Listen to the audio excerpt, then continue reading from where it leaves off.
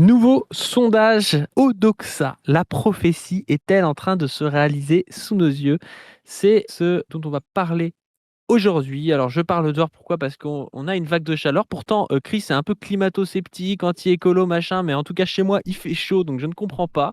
J'ai l'impression que le réel contredit le matérialisme dialectique, de Chris. Non, plus, sincèrement, allez voir la dernière capsule sur l'écologie, sur, On ne veut plus avec, Guillaume Surin qui parle d'écologie en Chine. Il a déjà parlé d'écologie à Cuba et il va y avoir un troisième épisode sur un autre pays, bien connu du camp socialiste par rapport à l'écologie avec lui. Donc abonnez-vous à la chaîne On ne veut plus. On va pouvoir commencer. Chris, comment est-ce que ça va? Ça va. Je ne crois pas à cette canicule. J'ai appelé Tatiana, il y a encore de l'eau dans la rivière. Donc, Ah, elle a mis les pieds dedans, elle a touché le réel. Donc, il peut pas. Ça, voilà, tout ça est faux. Tout ça est une manip, voilà, des reptiliens. Donc, c'est une psy-op américano-sioniste en fait, c'est ça. je sais pas, mais non, plutôt avec Tatiana, ce serait plutôt genre l'Union européenne des Et fonctionnaires. les Tu vois, islamistes. et Ouais, les les fonctionnaires et les islamistes. islamistes, ouais. Voilà, c'est ça. Donc, La fameuse alliance. la fameuse alliance contre le climat. Et donc, non, plus sérieusement, non, c'est hyper intéressant le sondage. Donc ça, ils ont des méthodes qui sont pas très claires dans les échantillons, qui prennent en compte, qui s'abstient pas, on n'a pas les PCS et tout. Mais c'est pas grave, on a des petites techniques pour les reconfigurer, on le verra bientôt avec le Paul Buster qui sortira. Là, pour l'instant, on va faire une analyse classique de leur papier qui est très intéressant parce qu'il est en train de montrer, parce que nous on annonce, c'est-à-dire l'espace de candidats qui va se dessiner pour 2027 et leur tendance. C'est vraiment décisif. Et cette annonce se fait assez tôt. Et on va le voir pourquoi, parce qu'ils ont vraiment besoin de construire quelqu'un au centre qui va empêcher les deux extrêmes. Et donc là, ils commencent à donner des signaux d'alerte. Signaux d'alerte qui sont concrets, hein. Je pense qu'il n'y a pas de manip des sondages, mais il y a une façon de les présenter, il y a une façon de les mettre en avant, il y a une façon de les sortir ou pas, qui est extrêmement intéressante pour, on va dire, le camp conservateur. Voilà. Donc on va Bah, on y se souvient aller. du sondage Ouais, vas-y. sur Édouard Philippe, où le truc était commandé plus ou moins par lui, Figaro, machin, et le gars d'un coup est donné vraiment candidat, genre, je sais plus, t'es à genre à 21% ou un truc comme ça, contre Bardella, alors qu'en fait, on se rend compte que c'est. Il a peut-être un espace, mais il n'a pas un espace à 21% Non. tranquille, comme ça, tu vois. Il est un peu noisette entre Gabriel Attal et Glucksmann et puis Retailleau. Donc il n'a pas un espace pour faire quasiment le même score que Macron en 2022. C'est n'importe quoi de penser ça. Enfin, je dis pas qu'il peut pas le construire, tu vois, mais il nous sortait ça comme si c'était le candidat naturel pour battre l'extrême droite. Bon, déjà, quand tu penses qu'il faut voter quasiment à l'extrême droite pour battre l'extrême droite, c'est un problème. Mais en plus de ça, je pense pas que ce soit vrai. Tu vois. Bah, c'est surtout que tu peux pas faire du Macron une fois que Macron, tu vois, je veux dire, a montré son inefficacité pendant 10 ans. Macron avait ce côté-là, ni droite ni gauche. Philippe est quelqu'un d'estampillé à droite, qui porte le bilan de Macron. Enfin, en vrai, vraiment, les gens qui essayent de rejouer 2017, surtout au Oui, oui. centre, sont Ce vraiment serait peut-être possible s'il n'y avait pas de Glucksmann, Hollande, Attal et que c'était juste fort contre lui, mais ce sera pas comme ça. Donc, Ou il faudrait déjà quelqu'un qui vienne un peu de l'extérieur, tu vois, quelqu'un qui, tu vois, la un force. Laurent Berger, tu vois. Un Ouais, Laurent Berger qui arrive. Après, il se présenterait peut-être pas centre droit, il est pas con à ce point, mais il tu vois. Mais tu vois, se rien que le présenterait sur fait la ligne que Glucksmann. Ouais. Rien que le fait qu'il soit centre droit, bah Laurent Berger est pas à l'abri de soutenir Glucksmann s'il y va. Bon, en tout cas, on va Oui, oui, mais je regarder parle ça. d'horizon, tu vois. Laurent Ouais, Berger, il va ouais. pas se présenter sur la ligne horizon. Ah non, c'est sûr, c'est sûr. Mais voilà, mais tu fais bien de dire un truc. Philippe est remoïsé dans un espace de droite que n'était pas Macron 2017, voilà. Et que Macron n'a jamais été en vrai. Il l'a été dans les faits, mais il s'est jamais présenté comme le candidat de la droite ou tu vois. Donc il s'est toujours présenté au milieu, ce qui permettait de capter un électorat de gauche qui disait nous on veut du pragmatisme, voilà, on n'est pas dogmatique, on n'a pas d'idéologie, on regarde le réel, blabla quoi. Voilà. Alors, Odoxa Baramètre politique mai 2026. Levée d'embargo. Donc comme on l'a dit, un petit tour des échantillons. Donc tu vois, il y a 1005 Français, 928 inscrits sur les listes électorales. Et les intentions de vote qui figurent dans ce rapport sont établies auprès de personnes inscrites sur les listes électorales, comptant aller voter et ayant exprimé une intention de vote. Voilà, donc ça c'est toujours... Déjà, ils excluent sur leur 1005, ils excluent les gens non inscrits, c'est ça? C'est ça exactement. Voilà. Ça peut être logique, mais on peut aussi se dire qu'ils seront inscrits d'ici là. Donc, Ouais, donc... je sais pas à quel point tous les exclure, c'est logique. Ils Mais auraient pu demander c'est... est-ce que vous comptez vous inscrire d'ici là? Oui, non. Et tu vois, continuer à apprendre un peu plus, ça aurait peut-être été plus proche du réel, parce que parmi les personnes non inscrites, il y a beaucoup de Mickey et les filles, tu vois. Oui, Mais c'est toujours dans leur fameuse, stratégie de sondage qui nous on dénonce, qui disent si c'est dimanche prochain, tu vois, si c'est tout de suite, je suis pas inscrit, je peux pas y aller. Du coup, tu vois, c'est vraiment toujours ce truc-là. Chris. Là, si dans 5 minutes tu dois manger une raclette, oui ou non? Bah là, avec tu viens de prendre ton petit déj, il fait 36 heures. Avec le temps qu'il fait, j'ai peut-être déjà la réponse. Tu vois, genre, c'est un matin de novembre, je suis pas sûr. Après, ils en déduisent 98% des Français sont contre la raclette. C'est ça. Et comme c'est du porc, ça prouve que c'est le grand remplacement des islamiques, quoi. Tu vois, vraiment. Un peu ça, ouais. Bref. Voilà, donc on va regarder. On va d'abord regarder un truc. Alors, il y a les sondages de popularité. Bon, la popularité de Macron qui est en berne. Ça, c'est un indicateur quand même assez intéressant de l'espace du centre qui se referme. Ça veut dire que tous les candidats qui ont gouverné avec Macron, issus du macronisme, Attal, Philippe, Darmanin, sont obligés de se séparer de Macron parce que l'autre, il perd quand même en popularité. Ce serait pas la même chose si, tu sais, dans ses derniers mois de campagne, il arrivait à regagner en popularité, que les gens commencent à avoir un regret qu'il va partir. Je pense qu'il va finir très très bas. Ouais, mais attends, moi je pense que si, tu vois, il s'était représenté, il aurait peut-être pu accéder au second tour. Dans la config où on est, où le second tour se joue à 16%, et ben, il y a peut-être en France 17% de gens qui, tu vois, il peut être très détesté et quand même capter 17% de personnes et passer au second tour. Tu vois. Après, je dis pas qu'il gagne au second tour. Je pense qu'il peut se faire battre par l'extrême droite et par l'extrême gauche au second tour. Enfin, par les gauches radicales. On est d'accord, si c'était représenté lui parce qu'il incarne quelque chose. Déjà, il incarne son camp. Tu sais, le macronisme, c'est comme le gaullisme. Ça existe que avec Macron. C'est le piège du centre. Tu ne peux pas te revendiquer du gaullisme. Ça n'a jamais marché. D'ailleurs, ça a toujours été après des synthèses et tout, mais tu vois, genre, quand De Gaulle s'en va en 69, il y a une élection, Pompidou gagne parce que c'est une forme de continuité, et puis voilà, mais direct après, la droite, en 74, les gaullistes perdent. C'est l'UDF, là, le giscardisme, le centre-droit qui gagne. Parce que ce n'est pas incarné. Et le macronisme va porter ça. Donc, comme tu dis, s'il se représentait, il aurait perdu du capital. Parce que, d'ailleurs, tu vois, regarde sa cote de popularité, il est à 23. Hollande ne s'est pas représenté alors qu'il était au même niveau. Tu vois, bon, il capterait. Ouais. Mais il pourrait quand même, comme tu dis, avoir une base solide. Parce que, malgré son bilan de merde, il incarne quelque chose. Là, Philippe Attal ne sont pas Macron, donc ils vont perdre cette base d'incarnation, mais en plus, ils vont devoir prendre le bilan tout en s'en séparant quand Philippe avait demandé sa démission. C'est injouable, et on va le voir dans les tendances. On fera une capsule, s'il a lancé sa campagne, là, Attal, bientôt, sur les dingueries ultra-libérales qu'il dit à Brut. Enfin, le gars, il va sortir une tronçonneuse. Le type ne sait pas où se positionner, donc vraiment, c'est une catastrophe, quoi. Donc voilà, Macron va finir comme Hollande. C'est vraiment la chute. Parce que du coup, tiens, si je regarde, en avril 2021, juste avant 2022, là, avant l'élection, il était autour de 40-38. Hein, ah ouais, c'est pas mal. Pour finir à 26, hein, tu vois, donc c'est pas du tout dans la même dynamique. Hein. Alors, popularité d'Emmanuel Macron, là, tu vois, ce qui est fou, c'est que, on le dit, mais les gens ne comprennent pas, il a une grosse popularité auprès des écologistes. Tu vois. À gauche, c'est même le... 26% pour lui, c'est une grosse popularité. Mais... Ouais, mais je veux dire, par rapport le plus gros parti... c'est ça qui est ouf. Quoi. Donc c'est ça aussi. Les pires, les écolos. Mais c'est ça qui donne aussi la prophétie, c'est que l'espace Jadot vert, où il y a les sympathisants Europe Écologie, eux sont des macronistes qui se croient de gauche. C'est ceux qui ont voté Jadot 2019 aux européennes, puis qui ont élu des maires en 2020, on a déjà expliqué ça, et qui ont trouvé que c'était trop à gauche, les maires de grandes villes à Bordeaux, à Poitiers d'ailleurs, voilà. Et donc on revoté pour Macron ensuite, tu vois, c'est les 26%. C'est des macronistes qui se croient de gauche, alors que genre les Zemmouristes, c'est des non-macronistes qui sont en fait macronistes. C'est ça. C'est pareil que lui, mais en poussé à fond. C'est ça.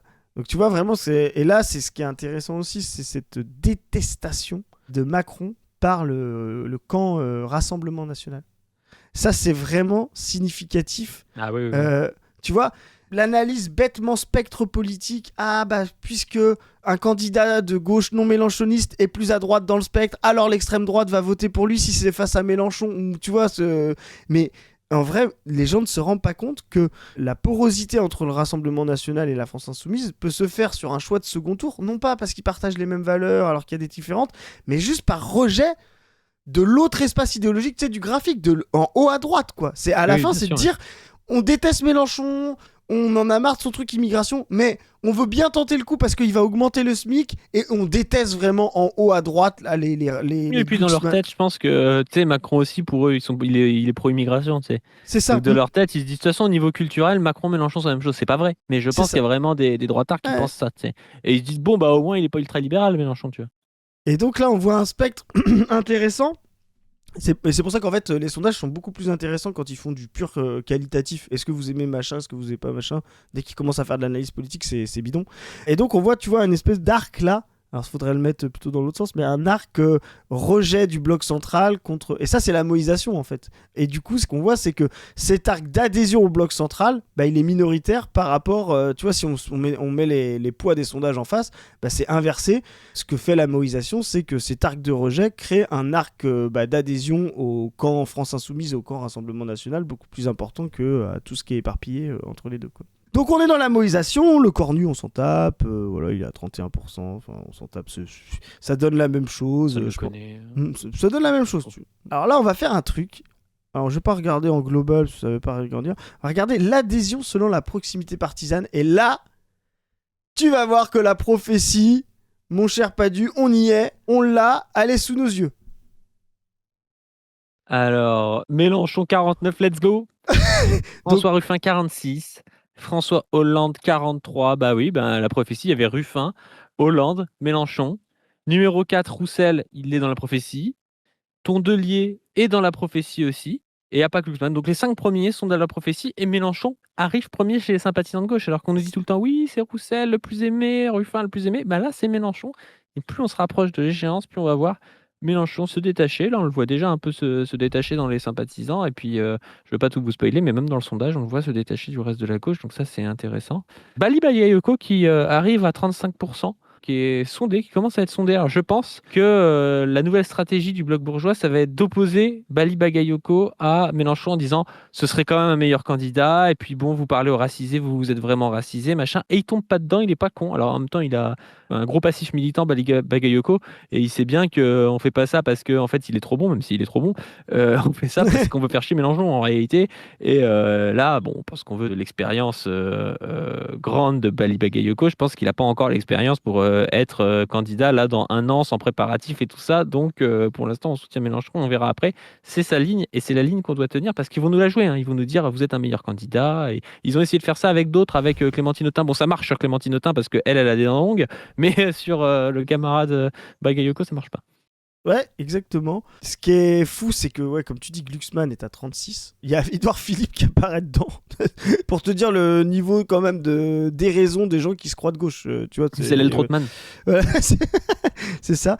Mais surtout, il y a François Hollande à 43%. Hein. On a 3 personnes au-delà de 40. Pour nous, c'est notre espace. Hein. Alors, nous, on avait mis Boris Vallaud, mais la config fait que la prophétie alternative est plutôt en train de se dessiner plutôt qu'une prophétie initiale. Mais en tout cas, ce qui est sûr, c'est qu'on va au bout avec la domination de Mélenchon. On la voit là. Ensuite, un espace Ruffin qui existe. Voilà, nous, on le met à 3-4%, voilà, mais qui se détache, quoi. Et un François Hollande qui va incarner l'autre gauche mélenchoniste. Voilà, c'est parce que tu as des sympathisants que tu vas percer. Hein. Roussel, à un moment donné, il était très apprécié. Il faisait quand même 2%. Hein. Exactement. Là, ce qui est hyper bien, c'est qu'on voit que t'as un Édouard Philippe qui arrive là. Donc là, c'est vraiment toute l'aile droite qui se croit de gauche, là. Et il y a Glucksmann. Et regarde, Édouard Philippe, si tu regardes au centre et droit. Alors, tu vois Édouard Philippe à 75, donc il est hégémonique. Attal, qui est beaucoup plus éloigné, qui est quand même à 60, mais voilà. Et t'as Glucksmann au même niveau que à gauche. Donc le type n'a aucun espace. Il est trop à droite pour être de gauche, il est trop à gauche pour être au centre droit. Enfin, vraiment, le type est mort dans le film. C'est fini, quoi. Non, mais il a un profil Macron. Il a un profil où, au deuxième tour, il y a 5-10 ans, c'était trop bien d'avoir 40% centre droit. Sauf qu'en fait, là, ça suffit plus pour passer au deuxième tour. Donc, ça sert à rien, en fait, tu vois. C'est ça. Et surtout, ça veut dire qu'il a un profil où il ne peut pas incarner une autre gauche que Mélenchon. Parce que tu vois, il est doublé par Hollande. Hollande a quand même 40, il y a quand même 7 points de plus que Glucksmann. Hein. C'est ça. Et il y a Ruffin, voilà, il y a Tondelier, il y a Roussel. Enfin, tu vois, c'est cohérent. Il peut pas incarner non plus le centre et la droite parce qu'il se positionne quand même comme lui à gauche parce que les autres, donc personne ne va se désister pour ce cheval de merde. Enfin vraiment. Et c'est là où on va le voir comment les sondages sont biaisés. Ils sont pas truqués. Il a la position de Roussel biaisés. Un peu d'avant. Là, le truc, c'est que Glucksmann, il a un peu la même position que Roussel il y a quelques temps. C'est-à-dire que Roussel, tout le monde l'appréciait dans les sondages, mais personne votait pour lui. Et là, c'est un peu Ouais, pareil. Il a des gens de centre droit qui vont voter au final Attal ou Philippe qui disent ouais, mais j'aime bien aussi Glucksmann, mais en fait, je vote pas pour lui parce qu'il est trop à gauche. Puis des gens de gauche qui disent bon, bah, Glucksmann, si jamais c'était Glucksmann, ce serait pas grave, mais je préfère voter Tondelier, je préfère voter Ruffin, je préfère voter Hollande, je préfère voter Mélenchon. Tu c'est ça. Et surtout qu'en fait, il peut pas avoir de dynamique parce qu'il y a personne qui va se désister pour lui dès le départ, tu vois. Donc à la fin, il va se retrouver avec tous les candidats. Parce que c'est ce qu'on a dit, nous, depuis le départ, hein. On va avoir un 2002 inversé avec plein de candidats. Et les gens vont se dire, on va voir la campagne qui a une dynamique. Est-ce que je vais au bout? Est-ce que je me range derrière quelqu'un, tu sais, comme Jadot 2017 avait fait avec Hamon? Et ils partent tous comme ça. Et là, Glucksmann part de manière très défavorable parce qu'il a zéro dynamique et il a plein de gens qui. il a pas de parti en plus. Voilà. Et Hollande, c'est ça qui est fou, c'est que les gens ne comprennent pas. Hollande a énormément de rejets. Les gens vont dire, mais tout le monde déteste Hollande. Mais oui, mais plein de gens détestent Mélenchon aussi, tu vois. Il y a une polarité à gauche où il y a tout un tas de gens de gauche qui détestent Mélenchon, mais qui sont susceptibles de voter pour lui s'il n'y a pas d'autre gauche. Et pareil pour Hollande. Il y a tout un tas de gens qui le détestent, mais si c'était le vote utile, ils voteraient pour lui, tu vois. Donc là, il va y avoir cette grande bataille dont on parle entre les deux gauches. On est obligé de la résoudre pour pouvoir gagner, ce qui permet en plus, tu vois, de dynamiser la gauche. Et Hollande arrive à se placer encore sur la gauche. Je crois pas tant que ça, attends, la personnification, c'est-à-dire que, en fait, la seule personne vraiment personnifiée en France, c'est Emmanuel Macron, parce qu'il est au pouvoir et donc les gens se disent anti-Macron, tu vois. Ouais. Mais la réalité, c'est que quand quelqu'un dit je suis anti-Mélenchon, ouais, d'accord. Je veux dire, mais t'es anti-Mélenchon parce que t'aimes pas deux, trois trucs. Mais le jour où t'as vraiment besoin, tu vois, la plupart des gens, Oui, ils sont pas politisés au point de se dire jamais Mélenchon et tout. S'il y a Bardella en face, ça n'a pas de sens, tu vois. Si c'est le truc le plus proche de leurs idées, ils diront, ah, moi, j'aime pas trop Mélenchon, mais tu sais, ils vont regarder à un moment donné un discours et tout avant les élections. Ils vont trouver, ah, c'est pas si mal, machin. Ils vont voter pour lui, tu vois. mm. Mais c'est surtout qu'en plus, tu sais que c'est les gens de gauche, justement par leur surpolitisation de soi-disant de gauche, et des gens je te dis, qui se croient de gauche en votant Hollande ou Emmanuel Grégoire, on l'a vu à Paris. Donc là, ils vont se dire, ah mais non, mais tu leur mets un triptyque juste avant la, comment dire, imagine tu leur mets des sondages juste avant l'élection, je sais pas, allez, Philippe à 19, Bardella à 20, Hollande à 18, 17 et Mélenchon à 15. Imagine tu leur fais ça. Mais ces cinglés, ils sont capables de dire, ah, je vais voter Hollande, comme ils ont voté Grégoire, tu sais, pour Ah éviter oui, le oui. moins pire, tu vois. Enfin, c'est vraiment, ils sont capables de faire ça, tu vois. Donc, c'est vraiment le truc de faire passer la gauche, la C'est même moins la pire. stratégie Hollande, hein, et ça C'est va même, marcher. Hein. c'est même la stratégie de Hollande. C'est comme ça qu'il peut s'imposer, voilà. Et l'intérêt de Hollande, c'est que il peut Ah, grave. mais quand il pense, c'est quand même une dinguerie ces élections. T'as des mecs qui doivent avoir, en vrai, peut-être 8% des gens qui veulent voter pour eux, mais dans une stratégie où les gens anticipent le deuxième tour, ils vont se retrouver à 20 ou à C'est ça, 18, c'est ça. et après coup, ils vont dire ouais, mais j'avais quand même 18% des gens pour moi, et puis après coup, du coup, ils vont gagner à 52, ils vont dire les Français sont pour moi, alors qu'en de base, ils ont 8% des Français qui veulent voter pour eux, tu vois. C'est ça. Bah, C'est un truc de fou, hein. C'est Chirac 2002, hein. Le gars il fait 19, il finit à 82 après. Donc on a cet espace gauche qui se dessine, mais ça c'est vraiment la prophétie, hein. Peu importe Hollande, Valo, peu importe, hein. Pôle mélenchonien, gauche de rupture. Pôle confus bizarre, mais c'est pas grave. Ça va, tu vois, ça va faire un petit peu de place, ça va peut-être capter des gens, des abstentionnistes, ça va, voilà. Et pôle gauche d'accompagnement traître. Ouais, de Ruffin, voilà. Et pôle gauche d'accompagnement traître. Et voilà, ces trois pôles-là, t'as le pôle qui va driver, tu vois, Mélenchon va driver la gauche de rupture, Ruffin va driver la gauche des noisettes, et Hollande va draguer la fausse gauche, voilà. Et ça, c'est un capital de départ pour mettre le premier tour à gauche, faire des débats sur la gauche, entre, on veut voir Mélenchon et Hollande se fighter, Mélenchon et Ruffin se fighter, Ruffin et Hollande se fighter, imagine les trois dans un débat, ça peut être incroyable, quoi, tu vois. Mais pour parler de vrais sujets de gauche, de trahison et tout, déporter le débat à gauche, éviter que la droite et l'extrême droite mettent ces thèmes en avant, voilà, et ça crée un capital ensuite de gauche. Et Hollande l'a dit, si c'est Mélenchon face au RN, il appellera à voter Mélenchon, il l'a dit lui-même. De toute façon, ces gens-là ne peuvent pas appeler à voter RN, c'est leur seul capital de gauche qui reste, c'est de ne pas avoir le RN en face, donc ils pourront toujours appeler à voter Mélenchon. Donc là, on est vraiment dans la prophétie, tout se déroule comme prévu. Mais tu vois, c'est intéressant avec Ruffin. En fait, on se rend compte que la primaire des noisettes voulue par Tondelier, c'est vraiment sa stratégie. Elle est tellement cringe avec ça qu'elle prend, tu vois, des oppositions dans son parti. Et c'est possible que ça profite à Ruffin. C'est-à-dire que c'est même possible que Ruffin gagne la primaire des noisettes, qui pourtant est une primaire normalement de classe sup et tout. Mais elle fait tellement n'importe quoi qu'à terme, avec Ruffin, là, bien dans les sondages et tout, C'est possible qu'il gagne cette primaire des noisettes, hein. C'est ça, c'est ça. Alors, moi je pense que c'est compliqué. Pourquoi? Parce que c'est taillé pour l'électorat de Europe Bien Écologie. sûr, mais elle est tellement cringe qu'elle peut avoir un vote de rejet pour Ruffin, tu vois. Et lui, il prend très très cher avec ses BD et tout. Tu vois, donc, ouais. Non, Mais tu tu vois, vois. ces 46%, ils sont bidons pour ça, parce que c'est pareil, c'est 46% parce que les gens... Bon, tout le monde connaît Ruffin, mais tout le monde connaît pas très bien ses idées. Les gens se disent, ouais, c'est un gars du peuple, machin, il est pour Martine, qui gagne que 1005, blabla et tout. Mais quand il va commencer à être en campagne, c'est-à-dire quand il va dévoiler ses idées et que le gars va dire ouais, je suis contre l'immigration, enfin, il va perdre ses voix. Alors, il va justement choper des confus, mais parmi les gens qui disent sympathisants Ruffin, je pense qu'il y en a plein qui se rendent pas compte de à quel point sa ligne est bidon, quoi. C'est ça. Mais ce qui est, pour moi, là, commence à me dire que la primaire n'aura pas lieu. Il va y avoir un, comme on dit, gentleman agreement pour pas qu'elle ait lieu. C'est qu'en fait, ni l'un ni l'autre ne veulent la perdre. Tu vois? C'est trop handicapant. Et ils le savent, c'est pour ne pas se ranger l'un derrière l'autre. Ruffin pourra pas appeler, avec la ligne qu'il est en train de dégager, à se ranger derrière Tondelier. C'est pas le même électorat qu'il veut aller chercher. Et imagine l'inverse. Tondelier va dire à ses gauchistes, voilà, on va se ranger derrière Ruffin, ses BD et ses jeux de mots, quoi. Donc à la fin, les mecs, ils vont se dire, bon, de toute façon, nos projets sont incompatibles, donc vaut mieux pas qu'on aille faire cette primaire, et comme ça, on pourra toujours accuser le PS, Mélenchon, Glucksmann d'être pas être venu, et que c'est à cause d'eux que s'il y a pas de primaire, voilà. Donc ça va finir comme ça, je pense. Tu sais, c'est les gars au MMA là, qui passent leur temps à dire ouais, on va se battre et tout, mais c'est compliqué au niveau des contrats, blabla. Ouais, À la fin, il c'est n'y a ça. jamais de combat. Genre... C'est ça, c'est ça. C'est exactement ça. Donc voilà, donc la gauche, là, on est en face. Ensuite, les candidats, Philippe et Attal derrière, qui a pas d'espace, enfin qui est beaucoup moins, voilà, on l'avait dit. Le mec Pareil. qui a le moins d'espace là-dedans, c'est Darmanin. C'est ça. Donc on avait mis nous Philippe dans la prophétie, on va le voir la dynamique, et Attal qui devra se ranger, qui devra se retirer. Alors nous on a mis qui se retirait un petit peu de manière maligne derrière, on verra hein, la dynamique avec Hollande et tout, c'est possible qu'il se retire derrière Hollande hein, pour éviter les extrêmes, tu vois, c'est ça l'intérêt d'un personnage comme Hollande.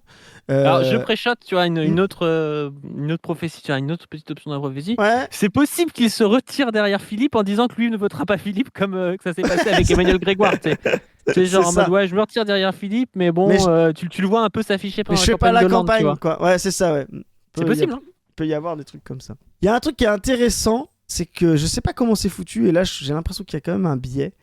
Et d'ailleurs, ce serait peut-être un service à rendre à Hollande, parce que si Hollande passe trop pour un macroniste, ça risque de lui faire perdre des voix à gauche. Alors que si Attal se retire, que de fait, il y a au moins 50% de l'électorat d'Attal qui va aller voter Hollande, mais qu'Attal fait genre qu'il s'est retiré pour Philippe, en fait, ça risque de faire baisser Philippe parce qu'il va passer pour un macroniste, ça va faire vraiment le candidat de Macron, et Hollande va récupérer des voix de macronistes sans passer pour un macroniste. En fait, c'est peut-être mieux pour Hollande. Ouais. Et là, il y a un truc qui va te passionner, qui est pas évident à lire au départ, et que la prophétie raconte, c'est pour le second tour. Il y a un truc qui... si on part du principe que le sondage est vrai, mais il y a un truc qui manque dans l'adhésion droite et centre. Bardella n'est pas dans la liste.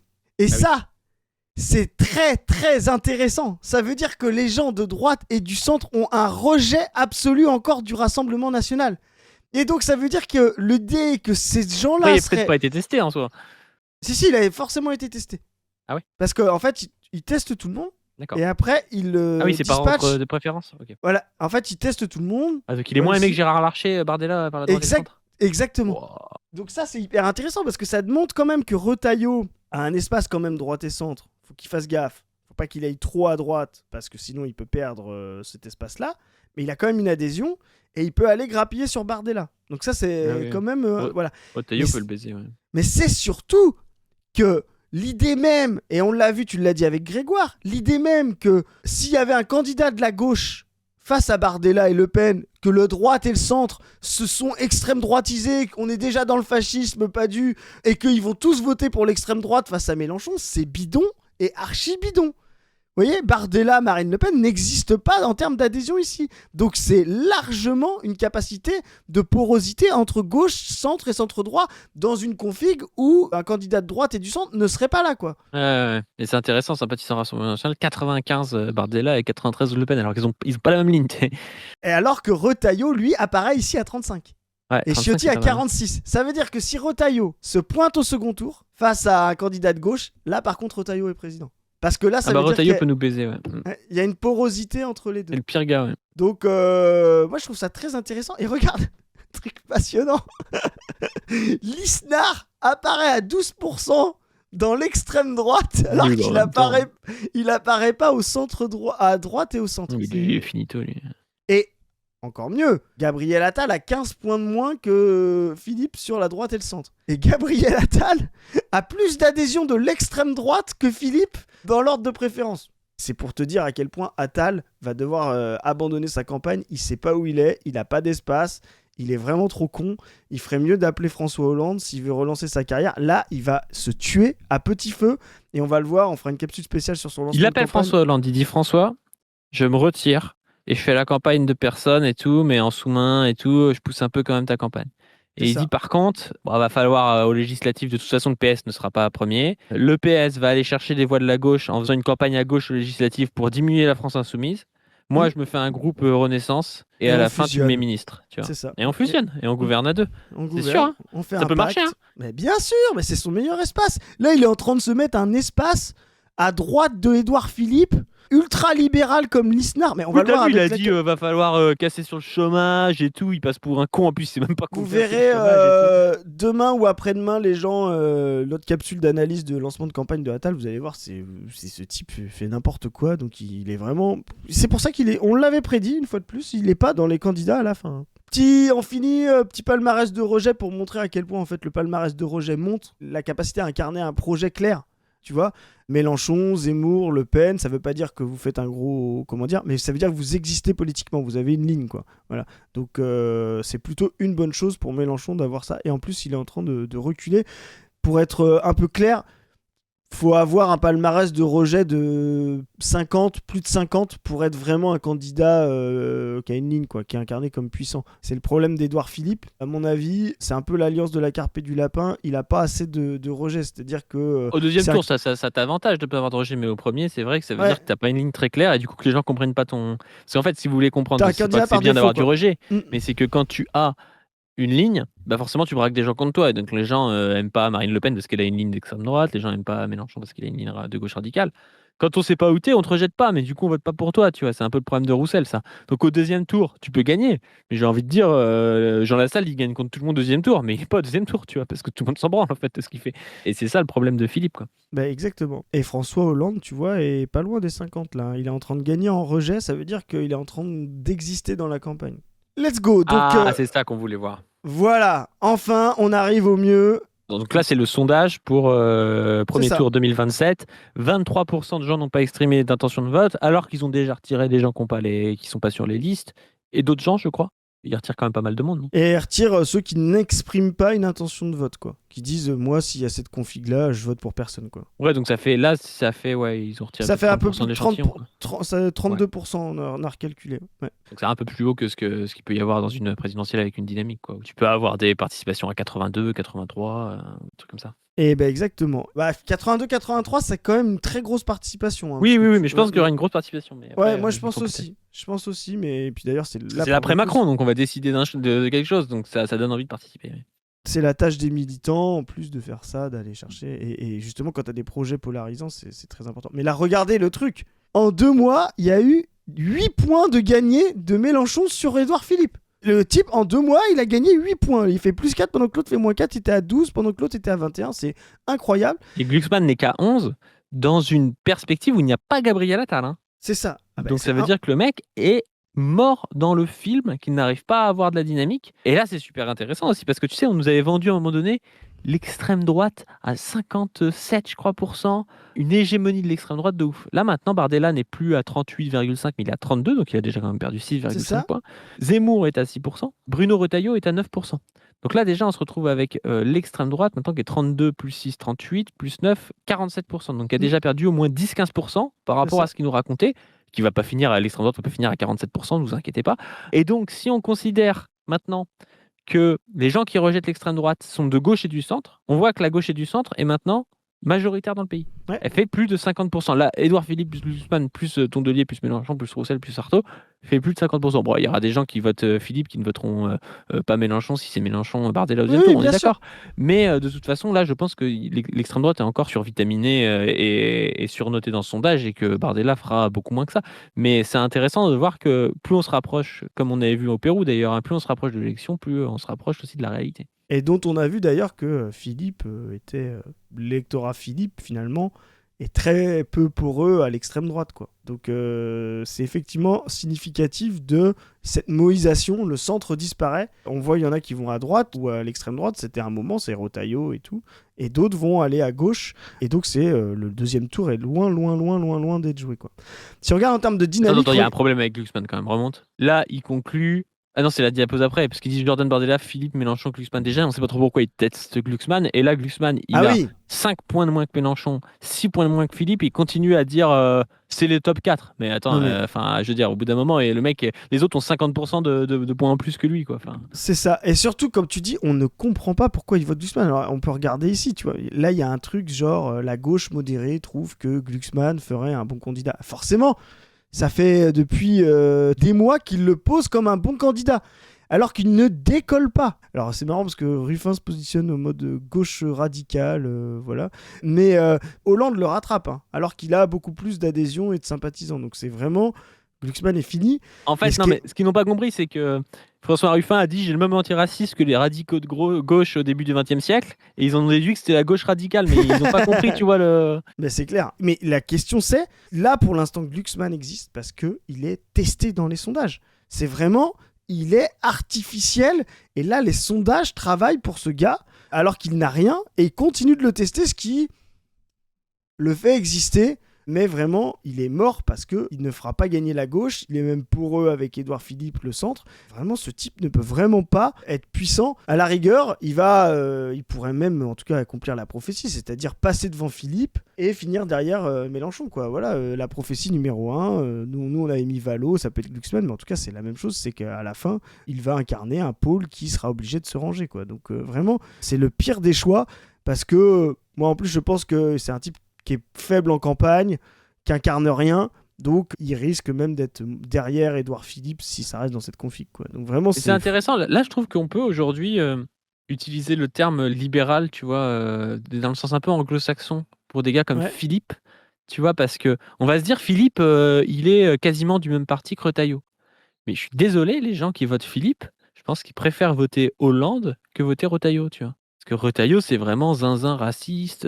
Et eux, bon, ils sont libéraux économiquement, mais ils se sentent encore, ils se vivent encore comme macronistes, comme du centre, comme pas forcément fascisés, alors que Retailleau, c'est la droite pu du fou, raciste et tout.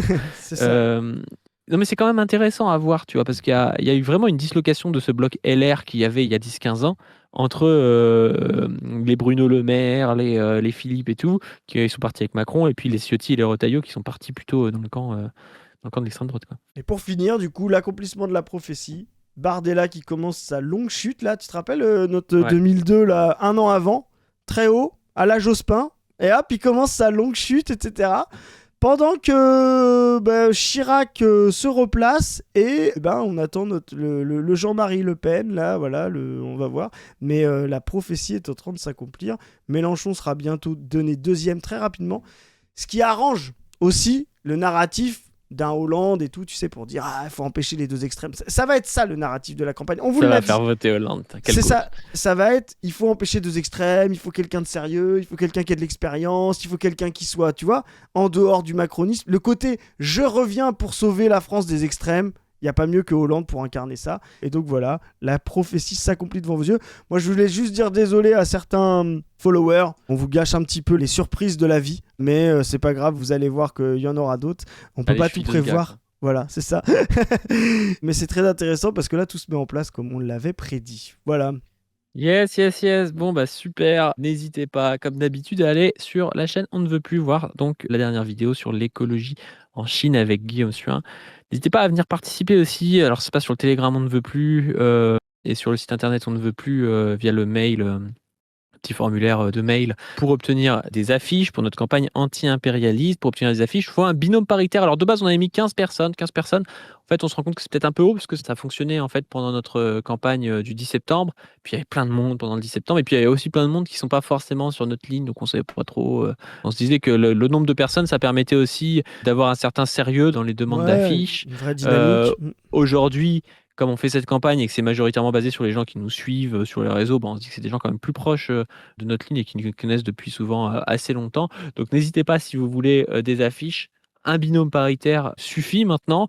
Évidemment, si vous commandez 600 affiches et que vous êtes deux, vous allez avoir du mal à les coller, mais soyez pas débiles parce qu'en plus ça coûte cher et ça empêche peut-être d'autres personnes d'en avoir. Bon, pour l'instant, on n'a jamais mis de limite de budget parce qu'on n'a pas non plus de budget restreint. Je veux dire, je sais pas combien va coûter la campagne, mais si ça coûte 10 000 euros, quelque chose comme ça, maintenant qu'on a le Tipeee et tout, c'est largement faisable pour nous.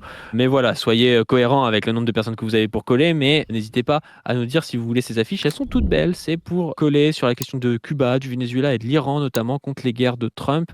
Et n'hésitez pas aussi à vous inscrire pour notre événement le 13 juin qui se passe à Paris-Nanterre. C'est un événement donc on va avoir une diffusion de films, un film de ouf fait par nos soins, notre premier film documentaire où on est à Cuba, on suit Saïd Bouamama pour l'anniversaire des 60 ans de la Tricontinentale, donc Tricontinentale qui était un grand événement des 3 continents qui subissent l'impérialisme, l'Asie, l'Afrique et l'Amérique du Sud.